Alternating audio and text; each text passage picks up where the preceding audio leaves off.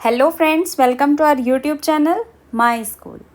आज हम पढ़ने वाले हैं एक नया topic, algebraic method of solving a pair of linear equations. हमने अपने प्रीवियस वीडियो में ग्राफिकल मेथड पढ़ा था लीनियर इक्वेशंस को सॉल्व करने का, पेयर ऑफ लीनियर इक्वेशंस को सॉल्व करने का। अब हम पढ़ेंगे एक नया मेथड जिसका नाम है algebraic method of solving a pair of linear equation. अब आप लोग कहेंगे कि हमने ग्राफिकल मेथड पढ़ा तो अब हम एल्जेब्रिक मेथड क्यों पढ़ रहे हैं। एक्चुअली ग्राफिकल मेथड के साथ एक छोटी सी प्रॉब्लम है, जब हमारे नॉन इंटीग्रल कोऑर्डिनेट्स आते हैं तो उन पर वो मेथड एप्लीकेबल नहीं होता है। हो सकता है बट वो थोड़ा डिफ़िकल्ट हो जाता है कोऑर्डिनेट्स को ग्राफ पर प्लॉट करना और रीड आउट करना। ओके, सो जब नॉन इंटीग्रल कोऑर्डिनेट्स आते हैं, वो कैसे होते हैं नॉन इंटीग्रल कोऑर्डिनेट्स? लाइक √5, 3√7, 3/25, 2/17, ये कुछ एग्जाम्पल्स हैं। उसमें मिस्टेक के चांसेस बहुत ज़्यादा रहते हैं, तो हमने एक नया मेथड बनाया, वो था algebraic method of solving a pair of linear equation. अब हम इस एल्जेब्रिक मेथड में भी आगे फर्दर 3 टाइप पढ़ेंगे। जो एल्जेब्रिक मेथड होता है वो हमारा तीन टाइप का होता है। सबसे पहला क्या होता है? सब्स्टिट्यूशन मेथड, उसके बाद होता है एलिमिनेशन मेथड और फिर लास्ट क्रॉस मल्टीप्लिकेशन मेथड। सो चलिए सबसे पहले स्टार्ट करते हैं मेथड नंबर 1 सब्स्टिट्यूशन मेथड से। ओके, सो ये सब्स्टिट्यूशन मेथड है क्या? अब जैसे कि इसके नाम से ही आपको समझ आ रहा होगा कुछ कि सब्स्टिट्यूट, इसका मतलब क्या होता है? कोई वैल्यू सब्स्टिट्यूट करना। किसकी जगह? अब जो हमारा लीनियर इक्वेशन है वो पेयर है और उसमें 2 हमारे वेरिएबल्स हैं। अब हमें करना क्या होगा कि हमें एक वेरिएबल की वैल्यू को दूसरे वेरिएबल की टर्म में निकाल कर उसमें पुट करना होगा। सो हुआ ना सब्स्टिट्यूट करना। सो चलिए देख लेते हैं एक बार। इसको करने से फ़ायदा क्या होता है? हमारी जो इक्वेशन है वो सिंगल वेरिएबल में आ जाती है और उसका कैलकुलेशन ईजी हो जाता है, और उनमें से एक वेरिएबल की वैल्यू निकालने के बाद हम इजीली दूसरे वेरिएबल की वैल्यू निकाल सकते हैं। सो चलिए एक एग्जांपल से देखते हैं, देन आपको ये क्लियर हो जाएगा। ये आपको थोड़ा डेफिनेशन से थोड़ा कंफ्यूजिंग लग रहा होगा, कोई नहीं, एग्जाम्पल से आपको क्लियर हो जाएगा। ये हमने आपकी बुक का ही एग्जाम्पल लिया है। यहाँ पर 2 इक्वेशन दिए हैं हमें एज यूजुअल, x + 2y = 3, ये है हमारा इक्वेशन नंबर 1, और 7x - 15y = 2, ये हमारा इक्वेशन नंबर 2। सो चलिए देखते हैं। अब हमें यहाँ करना क्या है? हमें x को y की टर्म्स में एक्सप्रेस करना है, मतलब x की वैल्यू को y की टर्म्स में निकालना है। अब जो हमारा ये प्रीवियस इक्वेशन था, यहाँ से x की वैल्यू अगर हम निकालें तो क्या आएगी? x = 3 माइनस ये 2y इधर चला जाएगा, -2y, ये आ जाएगी। यहाँ हमने क्या लिखा है? सेम, x = 3 - 2y, इसको हमने मान लिया इक्वेशन नंबर 3। अब करना क्या है? Now we substitute this value of x in equation number 2। हमारा इक्वेशन नंबर 2 क्या था? 7x - 15y = 2। अब इसमें हम ये वाली x की वैल्यू जो है वो सब्स्टिट्यूट कर देंगे। वैल्यू क्या आएगी? 7x की जगह 3 - 2y - 15y = 2। इसकी पूरी कैलकुलेशन करने के बाद हमारी y की वैल्यू क्या आ गई? 19/29। सो यहाँ से y की वैल्यू आ गई हमारी। अब हमें क्या करना होगा? y की वैल्यू को इस इक्वेशन में पुट कर देंगे तो हमारी x की वैल्यू आ जाएगी। अब x की वैल्यू क्या होगी? 3 - 2y, तो y की जगह 19 - 29 हमने पुट किया। इस पूरी कैलकुलेशन को करने के बाद हमारी x की क्या वैल्यू आ गई? x = 49/29। सो यहाँ से हमारे दोनों वेरिएबल की वैल्यू आ गई, x = 49/29, y = 19/29। सो इस मेथड से हमने क्या किया? इस मेथड से हमने पहले एक वेरिएबल की वैल्यू को दूसरे वेरिएबल की टर्म्स में निकाल लिया, फिर इक्वेशन में उसको पुट कर दिया, वहाँ से हमारे दूसरे वेरिएबल की वैल्यू आ गई। अब जो वैल्यू हमारी आई उसको हमने वापस से उस इक्वेशन में पुट कर दिया, तो हमारे जो वेरिएबल बचा था उसकी वैल्यू आ गई। सो ये काफ़ी इजी मेथड था। अब हम बात करेंगे अपने अगले मेथड की। अगला मेथड हमारा क्या है? Elimination method, right. अब एलिमिनेशन मेथड क्या है? इसके नाम से आपको क्या समझ आ रहा है? एलिमिनेट करना। एलिमिनेट करना मतलब किसी चीज़ को हटाना, निकालना, right. So the elimination method is one of the most widely used techniques for solving systems of equation. ये जो टेक्निक है ये काफ़ी ज़्यादा यूज़ होती है क्योंकि ईजी भी है। अब इसमें करना क्या होगा? इसमें हम एक वेरिएबल को एलिमिनेट करेंगे और इक्वेशन हमारी एक सिंगल वेरिएबल में रह जाएगी, देन इजीली उसकी वैल्यू कैलकुलेट हो जाएगी। अब हम एलिमिनेट कैसे करेंगे? सो चलिए वो हम एक एग्जाम्पल से सीखेंगे, देन आपको क्लियर हो जाएगा। ये भी हमने आपकी बुक का ही एग्जाम्पल लिया है। इक्वेशन नंबर 1 है हमारी 9x - 4y = 2000 और 7x - 3y = 2000। ये हमारी इक्वेशन नंबर 2। सो चलिए इसको कैलकुलेट करते हैं। हमें करना क्या होगा? Multiply equation number 1 by 3 and equation number 2 by 4 to make the coefficient of y equal. ये क्या कहना चाह रहा है यहाँ पर? देखिए, जो हमारा ये एग्जाम्पल था, इसमें आपको इस मेथड में एक्चुअली हमें करना क्या है? हमें एलिमिनेट करना है। और एलिमिनेट करने के लिए क्या होना ज़रूरी है? कोफिशिएंट जो है वो इक्वल होना चाहिए। जिस टर्म को हम एलिमिनेट करना चाहते हैं, जिस वेरिएबल को हम एलिमिनेट करना चाहते हैं, उसका जो कोफिशिएंट है वो इक्वल होना चाहिए, तभी हम एलिमिनेट कर सकते हैं। एलिमिनेट करने का बेसिकली मतलब क्या है? हटाना।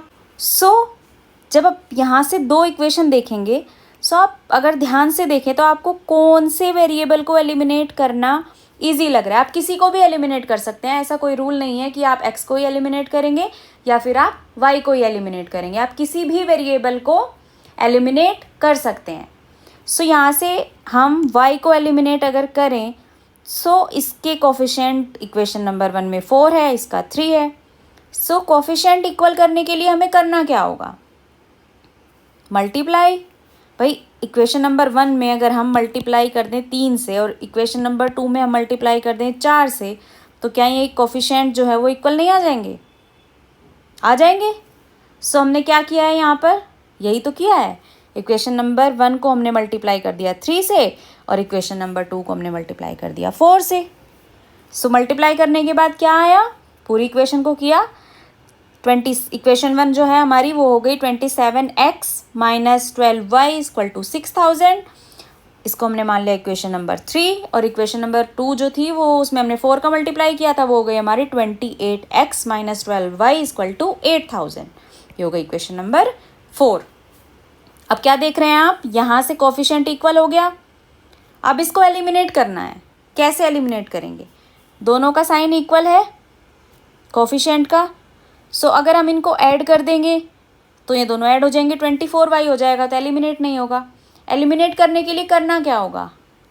भाई साइन अलग अलग होने चाहिए तभी तो एलिमिनेट होगा ये।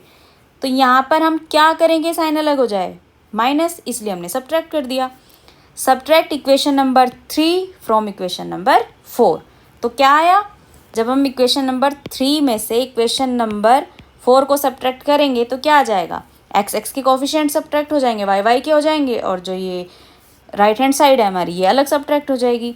तो क्या आई equation? 28x - 27y - 12y - 12y = 8000 - 6000।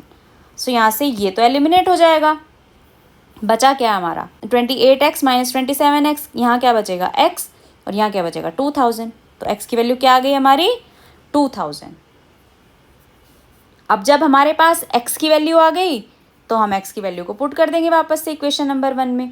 वही जो इक्वेशन नंबर 1 थी वो क्या थी हमारी? 9x - 4y = 2000। अब यहाँ से हमारे पास x की वैल्यू है, तो x की वैल्यू है तो हम y की वैल्यू इजीली कैलकुलेट कर सकते हैं। y की वैल्यू क्या हो गई? -4y 2000। ये वैल्यू को हम राइट हैंड साइड ट्रांसफ़र कर देंगे, -18,000, माइनस माइनस कैंसिल आउट हो जाएगा, तो y = क्या आ गया हमारा? 4000। तो इजीली हमारी दोनों वैल्यू आ गई, x की भी और y की भी। ये मेथड काफ़ी इजी मेथड है। एक बार रिवाइज करते हैं क्या किया हमने इसमें। हमने इस मेथड में बेसिकली एक वैल्यू को, एक वेरिएबल को एलिमिनेट कर दिया, जैसा कि इसके नाम में ही है एलिमिनेशन मेथड।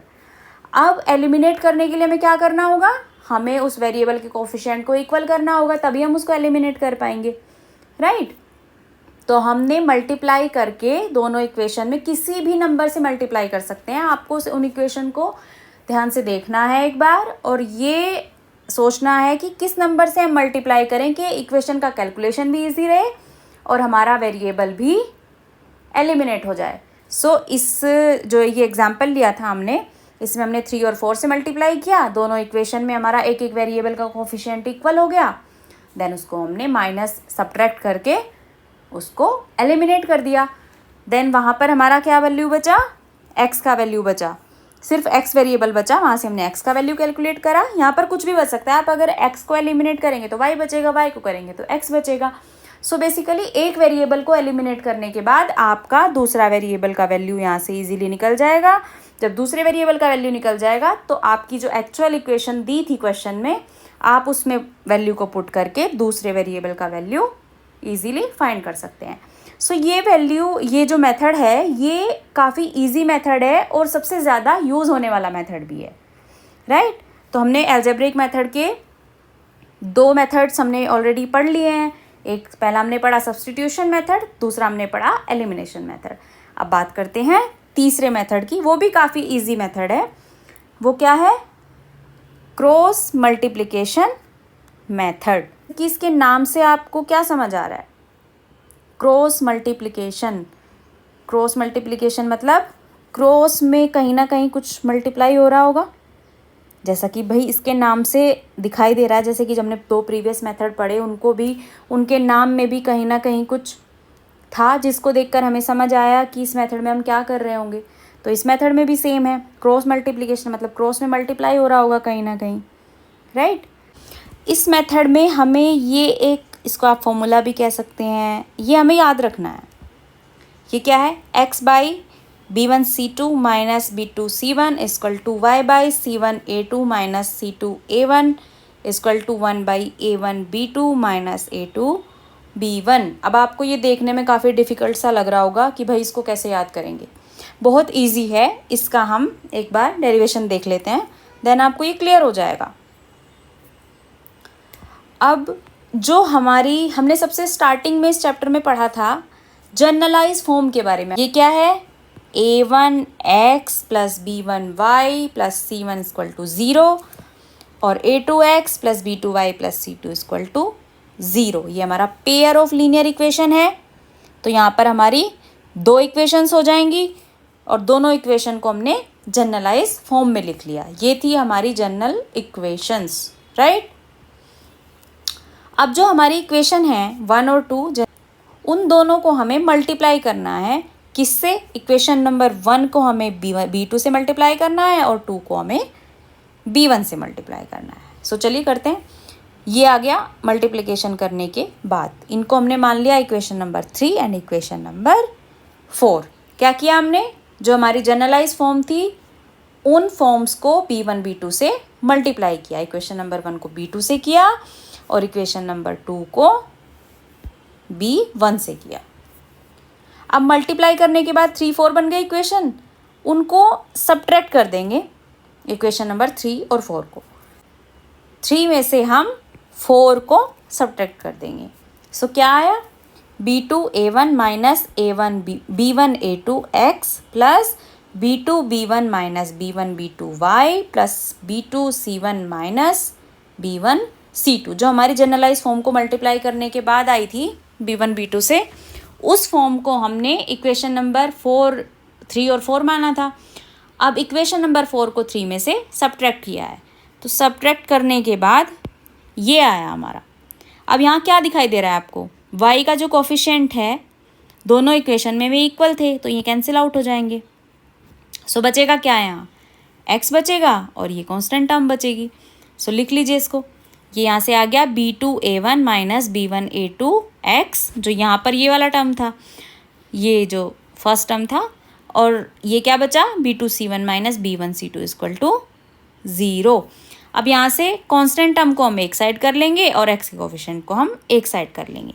सो ये हो जाएगा हमारा x equal to b1c2 minus b2c1 divide by x का कोफिशिएंट यहाँ आ जाएगा, राइट।